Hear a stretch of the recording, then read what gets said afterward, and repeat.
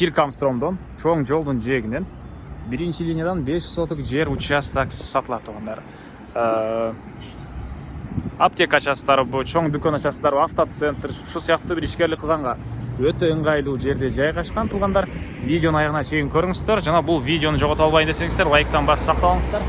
Ээсинин номери видеонун жүрүшүндө сөз менен айтылат. Инстаграмдан көрүп аткандар болсо, описанияда ээсинин номери жазылып турат туугандар. Мынакей бул сатылуучу участоктун көчө тарабы 5 соток, фактически 6 сотоктай бар экен. Чыгыш чек ара туугандар мынакей бул жерден башталат. Батыш чек арасы бул жака чейин. Көчө тарабы туугандар 12,5 метр, узуну 37 метр, жана өйдөнкү тарабы 16 метр экен. Могу 2 этажбы же 3 этажбы? Автошколаны көрүп турасыздарбы?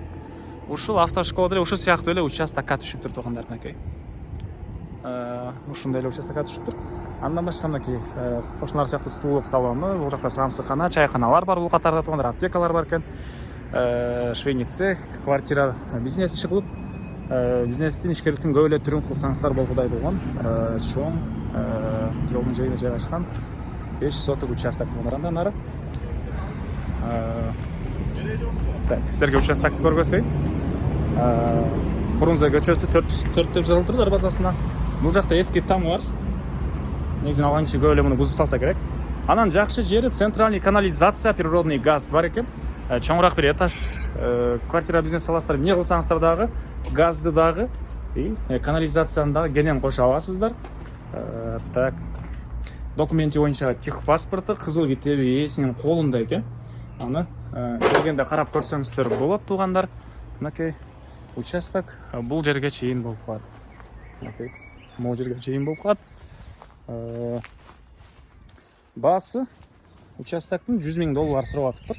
Анан дагы сүйлөшүү болот. Ээсинин номери 0706 70 28 50. 0706 70 28 50 экен.